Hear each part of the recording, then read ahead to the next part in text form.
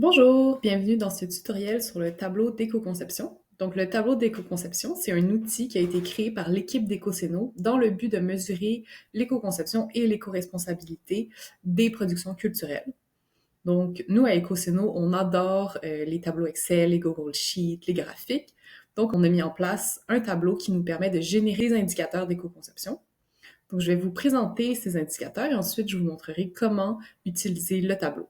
Donc, le tableau, il permet de générer deux indicateurs. On a le bilan de la matière et l'indice d'éco-conception. Le bilan de la matière, c'est un indicateur qui nous permet de voir la proportion des éléments par rapport à leur provenance et à leur destination. Donc, on est capable, en un coup d'œil, de voir quelle proportion de la matière est en réemploi, quelle proportion de la matière est en location, vient de l'inventaire, quelle proportion est neuve. Et pareil pour la destination, on est capable de voir quelle proportion est remise en circulation ou est jetée. L'indice d'éco-conception, c'est un indicateur qui permet de quantifier le nombre de stratégies d'éco-conception qui ont été utilisées tout au long de la production. Donc, à EcoCeno, on a identifié 12 stratégies d'éco-conception qu'on a classifiées en 4 familles de stratégies. Donc, pour en apprendre plus sur les stratégies, vous pouvez consulter le guide pratique en éco-conception qui est disponible sur le site de la machinerie et sur le site d'EcoCeno. Donc, l'indice d'éco-conception, c'est la moyenne du nombre de stratégies utilisées par élément. Donc, l'indicateur, il va vous permettre de savoir combien d'éléments il y a sur la production, donc combien d'éléments de décor, par exemple, le nombre de stratégies utilisées pour chaque élément. Donc, si la moyenne, c'est 2, ça veut dire que en moyenne, il y a 2 stratégies d'éco-conception qui ont été utilisées pour chaque élément. Nous, on considère que 2, c'est très bien. Ça veut dire qu'il y a soit eu du réemploi et de la réutilisation, soit de l'achat local et de la standardisation. Donc, 2 stratégies par élément, c'est beaucoup. Et ensuite, l'indice, il permet aussi d'avoir des chiffres par stratégie, donc des chiffres, par exemple, 25% des éléments ont été faits avec une approche en flexibilité, 17% des éléments ont été achetés dans des compagnies locales, 17% des éléments ont été conçus dans des dimensions standards. Donc, ça permet de générer des chiffres qui clarifient un peu la démarche d'éco-conception et qui permet de quantifier toutes ces actions importantes effectuées par l'équipe. Pour accéder au tableau d'éco-conception, il faut passer par le site de la machinerie. Donc, on va sur machineriedesarts.ca, on se crée un compte. Et une fois qu'on a créé un compte, on peut se connecter à notre profil. Donc, ça ressemble à ça. Et ici, vous avez accès à la caisse à outils et au parcours d'apprentissage. Donc, dans la caisse à outils, vous avez accès à tous les outils de la machinerie des arts. Nous, ceux qui nous intéressent, c'est ceux qui sont liés à ceux de la transition socio-écologique ici.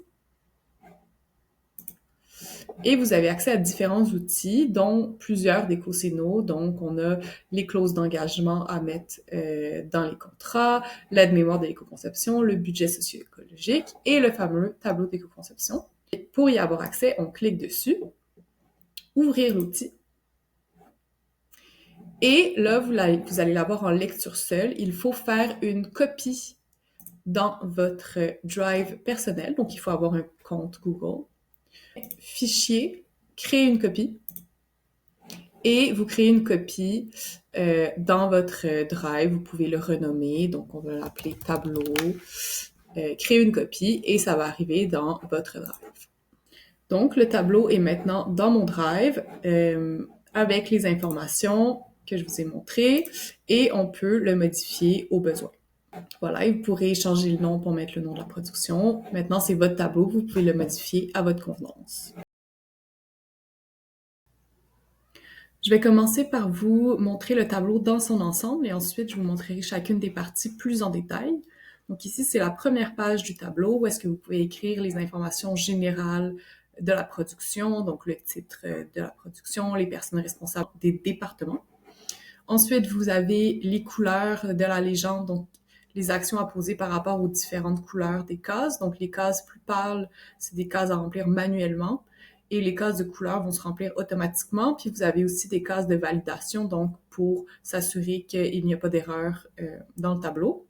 Ensuite, vous avez aussi le lexique des différentes définitions dont je vous ai parlé plus tôt. Donc, vous avez les 12 stratégies ainsi qu'une petite description. Et en bas ici, dans les onglets, vous avez les différentes parties du tableau. Vous avez le tableau à remplir pour les décors et accessoires, le tableau costume, Ici, vous avez deux exemples de comment remplir le tableau comme référence. Ici, vous avez le bilan de la matière, l'indice d'éco-conception. Et tout à droite, vous avez des outils pour vous aider à calculer les poids, à utiliser le tableau, etc. Quand vous avez rempli les informations générales du tableau, vous pouvez commencer à remplir les informations relatives aux décors, accessoires et costumes. Donc, vous choisissez l'onglet correspondance, donc soit décors et accessoires, soit costumes. Donc ça, c'est le tableau de suivi qui va vous permettre de compiler toutes les informations relatives aux décors, accessoires et costumes et de générer les indicateurs. Ici, vous avez différentes colonnes à remplir et si vous avez un doute sur l'information à mettre dans la colonne, vous pouvez passer votre curseur sur le titre de la colonne et il y a une petite description qui apparaîtra. Les colonnes qui sont obligatoires à remplir sont en jaune et quand vous écrivez dedans, elles redeviennent blanches. Donc, c'est vraiment un rappel qu'il faut absolument remplir. Donc, c'est quoi les informations à remplir? Donc, ici, il faut venir lister les éléments. Donc, par exemple, dans la première colonne, je suis venue mettre panneaux, des panneaux de décor classiques. Le type de matière, bois. Donc, ici, ça n'a pas besoin d'être très détaillé, mais c'est obligé d'écrire le type de matière. C'est obligé qu'il y ait du texte colonne-là. Ensuite, on vient estimer le poids. On a un calculateur de poids que je vais vous montrer juste après, mais pour l'instant, on va absolument remplir cette colonne-là. Ici, les totaux se calculent automatiquement. Donc, le poids total de tous les éléments que vous allez compiler va s'écrire ici. Et ici, ça vient compter le nombre d'éléments, le nombre pour la quantité et la dimension. Ça, c'est deux colonnes qui ne sont pas obligatoires. C'est assez utile pour estimer le poids, mais si vous n'en avez pas besoin, vous n'êtes pas obligé de les remplir. Pour les fournisseurs, ça peut être utile si vous avez découvert une nouvelle boutique éco-responsable. C'est utile de le noter ici comme une référence pour dans le futur. Et vous pouvez écrire, par exemple, si vous avez commencé à planifier la seconde vie d'un élément, vous pouvez écrire les informations relatives à la logistique ici. Les accessoires se retrouvent juste en dessous. Donc, pareil, ici, on vient lister les éléments, le type de matière, le poids et les informations si nécessaire ensuite. Donc ça, c'était le tableau de suivi décors et accessoires. Pour les costumes, c'est un petit peu différent. Les colonnes qui sont obligatoires à remplir, c'est les éléments. Donc, on vient lister les costumes. Donc, par exemple, chandail. Et on vient mettre la quantité. Donc, pour les costumes, c'est pas le poids. On vient pas estimer le poids, on vient juste mettre la quantité. Donc, s'il y a des doublons, il y a 3 fois le même chandail, vous pouvez écrire 3 ici. Donc ensuite, une fois qu'on a rempli les informations de base de chaque élément, on continue dans le reste du tableau. Donc ici, il y a la provenance de la matière, donc on va venir cocher la provenance. Donc est-ce que l'élément vient du réemploi? Est-ce que c'est de la location? Est-ce que ça vient de l'inventaire, du théâtre ou de la personne conceptrice? Est-ce que c'est du neuf responsable ou est-ce que c'est du neuf? Donc on va venir cocher et le poids va venir se rajouter automatiquement. Donc, si on a le poids, ça vient se mettre dans la case ici et les totaux se calculent automatiquement. Et je vais aller tout de suite à la fin du tableau où on va faire la même chose, mais pour la destination de la matière. Donc, où est-ce que l'élément va se retrouver après la production? Donc, est-ce que l'élément va être réutilisé? Est-ce qu'il retourne en location? Est-ce qu'il retourne dans l'inventaire? Il y a le recyclage, déchets potentiels, enfouissement, et des fois, il y a des options non applicables, par exemple, pour la nourriture ou si on fait brûler une feuille de papier sur scène. Donc, si vous avez des doutes sur les différents types de provenance ou de destination, vous pouvez aussi passer votre curseur sur le titre de la colonne et vous aurez une petite description. Aussi, à noter qu'il est très important de ne cocher qu'une seule provenance et une seule destination. Si jamais vous avez des éléments qui ont plusieurs, mettons vous avez 10 chaises, puis il y en a une partie qui est louée, il y a une partie qui vient de Marketplace, vous pouvez créer 2 lignes. Donc ici, on aurait chaise de Marketplace, chaise de location, et on viendrait cocher la provenance correspondante et la destination correspondante. Pour les costumes, c'est pareil. On vient cocher la provenance. Donc, on va dire que ce chandail est en coton biologique, ça serait du neuf responsable. Et on vient cocher la destination. Donc, souvent, les costumes sont gardés en inventaire de théâtre. On vient cocher inventaire. À noter que quand on coche la provenance et la destination, ici, on a une case qui va être verte quand les deux totaux sont égaux. Donc, on a le même nombre d'éléments en provenance et en destination. Et pareil pour décors et accessoires. Ici, par exemple, on a 25 kilos. en destination aussi, donc la case de validation va être verte. Si c'est rouge, ça veut dire qu'il y a quelque chose qui a mal été coché. Au fur et à mesure que vous allez cocher de la provenance et la destination, les tableaux, les graphiques vont se former automatiquement dans l'onglet Bilan de la matière. Donc là, évidemment, on a seulement coché la location, donc ça représente 100% du graphique, mais plus on va cocher, plus le graphique va se détailler. On a un graphique pour décor et accessoires ensemble. On a un graphique pour seulement décor, accessoires et costumes. Pareil ici, comme on a coché seulement une provenance et une destination, ça représente 100% des éléments. On a aussi les totaux ici, donc le nombre d'éléments total, le poids total. Donc c'est vraiment l'onglet où vous pouvez retrouver le cumul de toutes ces informations. Donc je peux vous montrer juste, mettons qu'on coche, on le remplit, on met plusieurs 25, plusieurs poids différents et on vient cocher différentes provenances et destinations. Mettons un peu de recyclage. Donc on voit que le tableau, hop, il vient automatiquement se générer. Ensuite, si on continue dans notre tableau de suivi qu'on a commencé à remplir, je vous ai montré la partie provenance et destination, ici. Mais je vous ai pas montré la partie du milieu. Donc, la partie du milieu, c'est la partie par rapport aux fameuses 12 stratégies dont j'ai parlé. Donc, ici, vous avez les 12 stratégies. Dans le titre de la colonne, si vous passez votre curseur, vous aurez une petite description de la stratégie et des fois des exemples. Donc, c'est pour vous aider à bien comprendre les stratégies. Et si la stratégie a été utilisée sur l'élément en question, on peut venir soit mettre un X, soit écrire dans la case. Donc, par exemple, des panneaux, par exemple, s'ils ont été construits de manière standard, donc des panneaux 4x8, on peut venir soit mettre un X, soit venir écrire « ça a été fait en 4x8 ». L'important, c'est qu'il y ait du texte dans la case. Donc, on vient cocher si c'est des panneaux qui ont été réutilisés d'une production, on peut venir cocher réemploi. S'ils vont être gardés en inventaire, on peut venir cocher que la réutilisation est planifiée. S'ils ont été peints, par exemple, avec des patines éco-responsables, on peut venir écrire c'est quoi la peinture, la marque de la peinture, comme ça, en plus, ça fait des références pour dans le futur.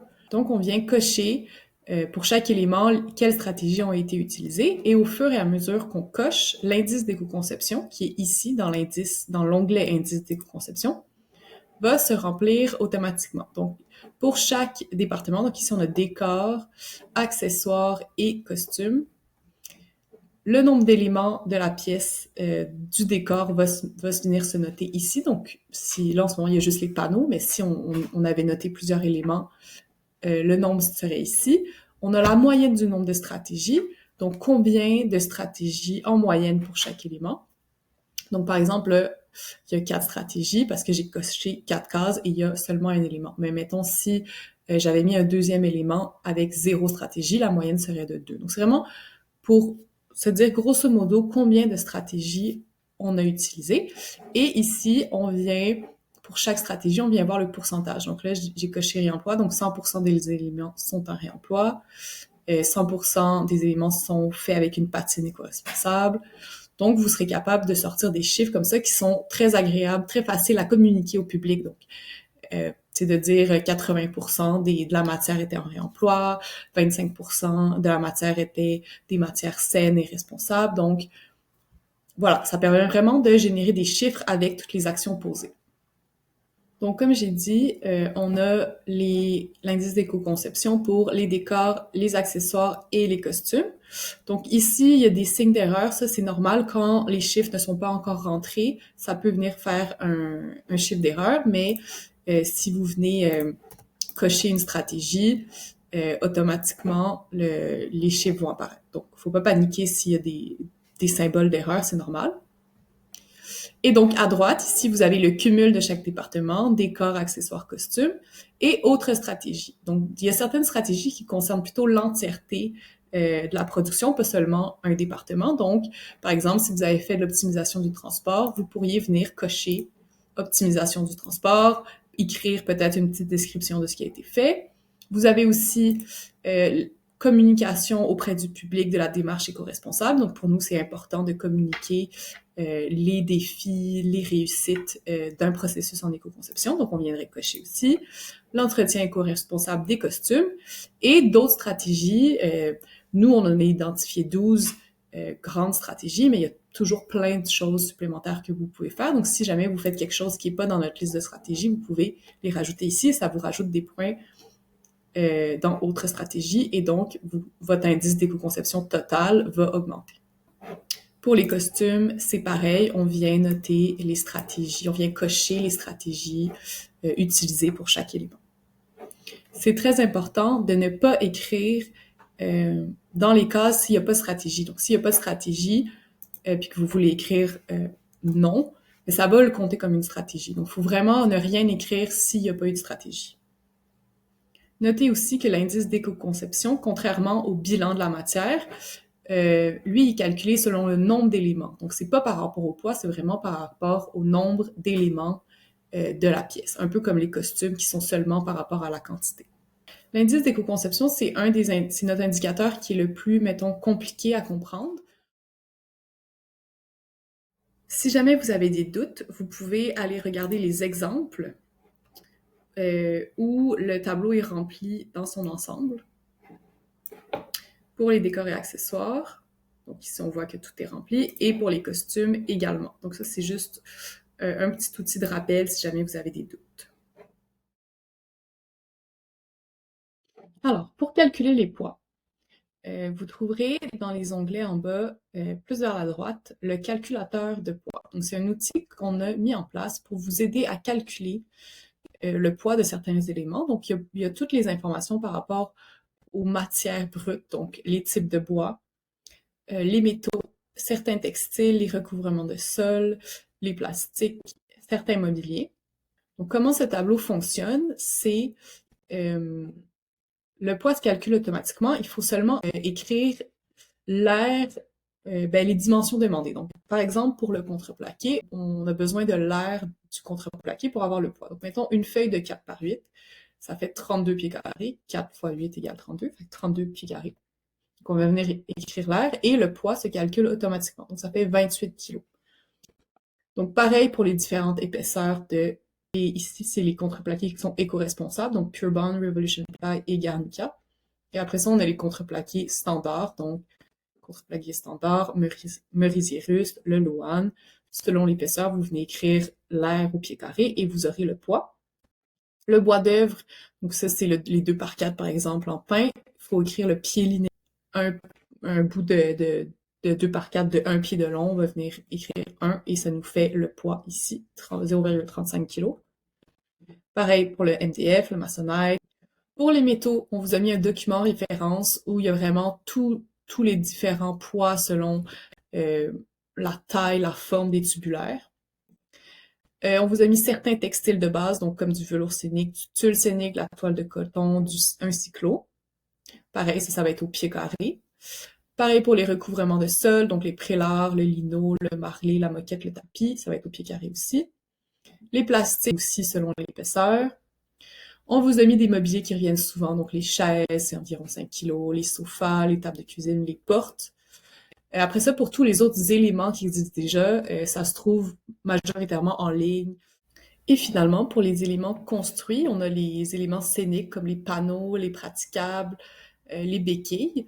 Donc ça, c'est des poids fixes que nous, on a calculés, mais comme c'est des éléments qui reviennent très souvent, on s'est dit que ça serait pratique d'avoir un poids qu'on peut juste utiliser tel quel. Et pour finir, la peinture. Donc, la peinture, c'est pas un élément qu'on vient lister dans la liste d'éléments. Si vous avez utilisé de la peinture éco-responsable, vous pouvez le mettre dans la partie patine, ici, dans patine et produits éco-responsables. Vous pouvez venir lister les produits, mais si c'est de la peinture standard, on vient pas le lister dans la liste des éléments. Donc, tous ces poids, ils sont basés avec des estimations que nous, on a fait à partir de données qu'on a trouvées en ligne. Si jamais vous avez besoin d'aide pour calculer les airs, les pieds linéaires, tout ça, des fois faire des conversions en décimales, en pieds carrés, si vous avez un aide-mémoire des conversions, donc les pouces, ça équivaut à combien de décimales, les pouces équivaut à combien de pieds pouces. Donc ça, c'est toujours utile. Dans l'onglet ici, astuces d'utilisation, vous avez quelques astuces pour vous aider à naviguer dans le tableau. Donc, premièrement, très important de ne jamais télécharger le tableau en format Excel. Ça vient annuler certaines des formules. C'est aussi, tantôt on parlait de la communication des résultats, c'est très facile de venir copier les tableaux, donc les graphiques comme ça, c'est très facile d'aller les copier dans un Google Slide ou un Google Doc. Donc, quand on veut préparer, par exemple, une présentation pour présenter les résultats, très facile d'aller mettre ça dans un Google Slides. Le tableau se navigue mieux quand on zoome, permet de zoomer ou dézoomer dans le tableau. Donc, le tableau, il se navigue mieux à 50% ou 75%. Autre astuce, donc quand on vient remplir le tableau de suivi, il y a des lignes, donc voilà, là c'est trop zoomé, je vais mettre à 75%. Il y a des lignes qui sont cachées ici. Donc, quand on clique dessus, ça vient nous rajouter plein de lignes où il y a déjà les formules et le formatage. Donc, c'est important de ne pas rajouter de lignes, mais d'utiliser celles qui sont déjà disponibles. Si jamais vous voulez les remasquer, vous pouvez sélectionner les lignes, faire clic droit et masquer les lignes. Donc là, ça va les recacher. Finalement, si jamais vous avez besoin de cocher ou décocher les cases tout d'un coup, au lieu de tout passer un par un, vous pouvez sélectionner les cases, faire espace, et là, ça va tout remplir et tout vider. Donc ça, c'est un raccourci si jamais vous avez besoin de nettoyer votre tableau tout d'un coup.